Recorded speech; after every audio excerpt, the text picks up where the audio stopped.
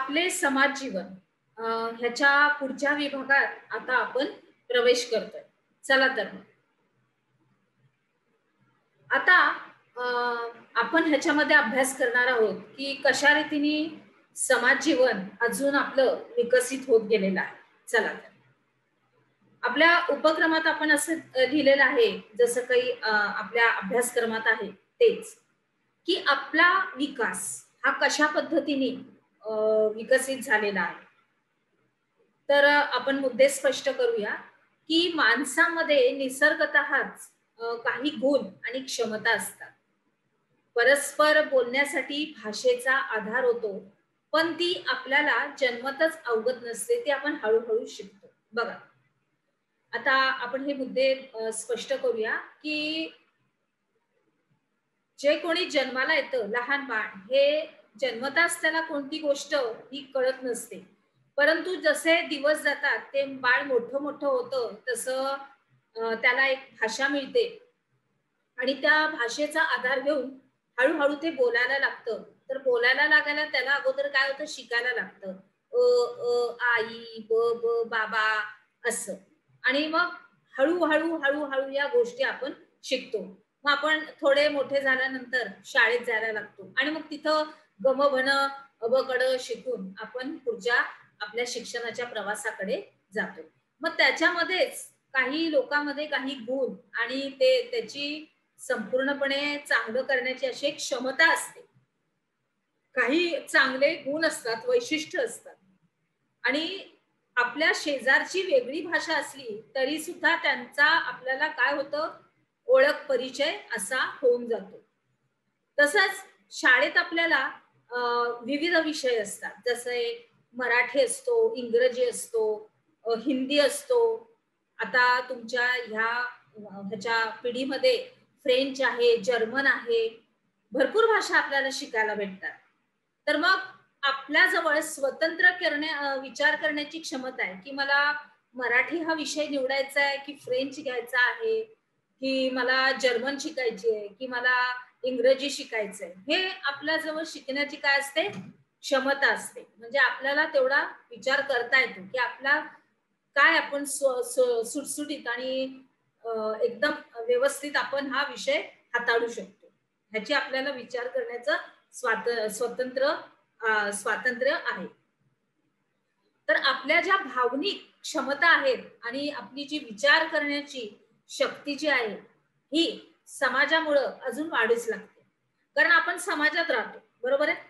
तुम्ही उदाहरण घेतलं तर तुम्ही वर्गामध्ये आपल्या बसलेला आहात, तर तुमच्या काही सवंगड्यांनी हिंदी हा विषय घेतला, काही लोकांनी फ्रेंच हा विषय घेतला, काही लोकांनी अजून काही विषय घेतले. तर तुम्हाला कोणता विषय घ्यायचा आहे हे तुम्हाला कळतं, की आता म्हणजे तुम्ही थोडंसं आपलं आजूबाजूच्या वातावरणात पण बघता, की आपल्या वर्गामध्ये काय वातावरण चाललंय, की आपण ते करू शकतो का? तो आपण विषय घेऊ शकतो का? आपण तो व्यवस्थित मांडू शकतो का? आणि अशा रीतीने मग तुम्ही सुद्धा ही तुमची विचारशक्ती जी असते, की नाही मी हा विषय हाताळू शकतो.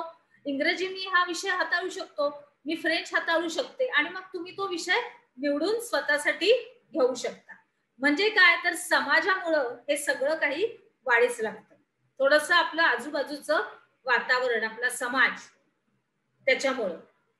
पुढे विचार मांडण्याची आणि भावना व्यक्त करण्याची जी संधी आपल्याला समाजामुळं मिळते, तर ती माणसातील विकासही समाजामुळेच होतो. म्हणजे काय, ह्याची जडणघडण एकत्र आहे. बघा, आपण विचार आणि आपल्या भावना व्यक्त करण्याची पणे आपल्याला संधी या समाजामुळे होते. कारण ह्या समाजामध्येच आपण राहतो, ह्या लोकांमध्येच राहतो आपण. त्याच्यामुळं आपलं मत व्यक्त करण्यासाठी आपल्याला पूर्ण स्वातंत्र्य आहे. आणि हे कशामुळे होतं, आपण एकटा बोलत राहणार आहे का? नाही, माझं हे मत आहे, माझं हे मत आहे, नाही. तर तुम्ही काही तुमची अशी मतं तुमच्या समाजात, तुमच्या सवंगड्यांबरोबर, तुमच्या शिक्षकांबरोबर, तुमच्या पाल्यांबरोबर हे वाटून घेता. तसेच आपले शेजारी, म्हणजे हा समाजामध्ये आपण सर्वतोपरी आपल्या कुटुंबापासून ते ह्या आजूबाजूच्या शेजारपासून आपल्या शाळेमध्ये सगळीकडे आपण वाटून घेतो. आता मी हे उदाहरण विद्यार्थ्यांचं का देते, कारण मी एक शिक्षिका आहे, तर मी तुम्हा विद्यार्थ्यांबरोबर हे संपूर्ण चर्चा करते. जर का मी तुमचंच विद्यार्थ्यांचं जर उदाहरण घेतलं तर ते तुम्हाला एकदम सोयीचं आणि सुटसुटीत राहणार आहे की हो, आणि लक्षात पण येणार आहे. आता लक्षात आलं बरोबर, अगदी व्यवस्थित. हा, मग हे नीट लक्षात ठेवा. तर आणि आपला विकासही या समाजामुळेच होतो. आपण जर तुम्ही विद्यार्थी आहात, तुम्ही एखादा चांगला प्रकल्प, एखादं चांगलं विचार, एखादे चांगलं खूप चांगलं असं आपले विचार किंवा आपलं चांगला आपल्या अंगातलं गुण दाखवला, मग तो खेळाच्या स्पर्धेत असेल, वक्तृत्व स्पर्धेत असेल, चित्रकलेच्या स्पर्धेमध्ये असेल, तर तुम्ही जर हा समाजामध्ये दाखवून दिला तर ही लोक, हा समाज तुमचं कौतुक करणार, तुमचं प्रशंसा करणार आणि तुमची वाखाणणी करणार. आलं लक्षात? आत्ता बरोबर आलं असेल लक्षात, बरोबर आहे? तर त्याच्यामुळं हा समाज किती आपल्यासाठी विकसनशील आहे हे आपल्याला ह्या उदाहरणावरून दिसून येतं. बरोबर आहे? समाज म्हणजे आता विद्यार्थी जसे, तुमचा समाज हा शिक्षक तुमचे आजूबाजूचे सवंगडी विद्यार्थी हेच आहेत. तर त्याच्यामध्येच मी हे उदाहरण तुम्हाला देत आहे. आता पुढे आलंच आहे बघा आपल्या उपक्रमात की गायक, चित्रकार, शास्त्रज्ञ, साहसवीर आणि समाजकार्य करणाऱ्या अगदी अनेक व्यक्ती समाजाच्या प्रोत्साहनामुळं व पाठिंब्यामुळेच त्यांच्यातील गुणांचा हे विकास करतात. आता एखादा व्यक्ती खूप हुशार असेल, माझा विद्यार्थी एखादा 10वीला त्यांनी जवळजवळ 99% मार्क काढले, तर तो आरामात वैद्यकीय क्षेत्रामध्ये प्रवेश करू शकतो 12वी नंतर विज्ञान हे विषय घेऊन. त्याच्यानंतर तो पुढे आपल्या शिक्षणासाठी वैद्यकीय क्षेत्रात जाऊ शकतो, तो इंजिनियर होऊ शकतो. अशा रीतीने आम्ही त्यांना, म्हणजे शिक्षक लोक, आम्ही त्यांना बढावा देतो की हा व्यक्ती ह्या हिशोबामध्ये पक्का आहे, मग तो आपला वाणिज्य घेऊ शकतो, वाणिज्य ह्या विभागामध्ये जाऊ शकतो 10वी नंतर. कारण आमच्या पण जीवनामध्ये जे येणारे विद्यार्थी आहेत त्यांना सुद्धा सर्वांगीण त्यांचा विकास कसा व्हावा ह्याच्यासाठी आम्ही सुद्धा त्यांना सल्ले देतो की तू हिशोबात, गणितामध्ये अतिशय हुशार आहेस, मग तू वाणिज्य क्षेत्रात जा. तुझं समाजशास्त्र खूप छान आहे, इतिहास, भूगोल, नागरिकशास्त्र, तर मग तू कला या क्षेत्रात प्रवेश करा. असे करून म्हणजे हा समाज सुद्धा, सगळे लोक सुद्धा ह्याच्यामध्ये त्यांना प्रोत्साहन देऊ शकतात. अशा रीतीने म्हणजे समाजच देतो आम्ही, म्हणजे आता त्याच्यामध्ये आपण पण गणले जातो. बरोबर? आता पुढे, आता समाज म्हणजे काय, तर समाजात जे स्त्री, पुरुष, प्रौढ, वृद्ध, लहान मुलं, मुली ह्यांचा जो समावेश असतो, कुटुंब हे समाजाचा घटक असतं. बरोबर आहे? आणि कुटुंबामध्ये आपल्याला आई, बाबा, लहान भाऊ, बहीण, मोठी ताई, मोठा दादा, आपले आजोबा, आजी, आपले घरामधले आपले संपूर्णपणे असे जाणकार व्यक्ती, तर ह्यांचा समावेश असतो. आणि सर्वप्रथम काय येतं की कुटुंब, आपण कुटुंबातून बाहेर जातो या समाजात, म्हणजे कुटुंब काय मुख्य ठिकाण आहे. त्याच्यानंतर गट, संस्था, संघटना, परस्पर संबंध, परस्पर व्यवहार, त्यांच्यातील देवाणघेवाण ह्यांचाही समावेश हा समाजामध्ये केला जातो. याचा अर्थ काय, तर संपूर्णपणे आपण ह्या लोकांमध्ये आपली उठवस असते, आपलं देवाणघेवाण असतं. माणसांची गर्दी म्हणजे समाज नव्हे, तर समान उद्दिष्टांनी जेव्हा लोक एकत्र येतात, एखादं उद्दिष्ट असतं, एखादं कुटुंब प्रस्थापित होतं, एखादी संघटना, एखादा गट, एखादी शाळा सुरू होते. बरोबर आहे? शाळा सुरू करते म्हणजे विविध वर्ग येतात, विविध विद्यार्थी येतात, विविध विषयांचे विविध शिक्षक येतात, म्हणजे एक उद्दिष्ट घेऊन काही माणसं एकत्र येतात, त्याच्यानेच समाज बनतो. लक्षात आलं व्यवस्थित? अगदी. तर एक छोटीशी फीत आहे तुमच्यासाठी की जन्मातच सर्व माणसे ही समान असतात, म्हणून माणूस म्हणून त्याचा दर्जा हा सारखाच आहे. भारताच्या संविधानानुसार सर्वजण कायद्यापुढे समान आहे. त्यामध्ये स्त्री, पुरुष, गरीब, श्रीमंत, गरीब असा भेद नाहीये. संविधानानं आपल्याला संधीच्या समानतेची हमी दिलेली आहे, म्हणजे शिक्षण, क्षमता व कौशल्य ह्यांचा सगळ्यांचा उपयोग करून आपण आपली प्रगती ही साधू शकतो अगदी आरामात. आपल्या कुटुंबामध्ये आपले आई बाबा आपल्याला शिकवण्यासाठी शाळेमध्ये पाठवतात.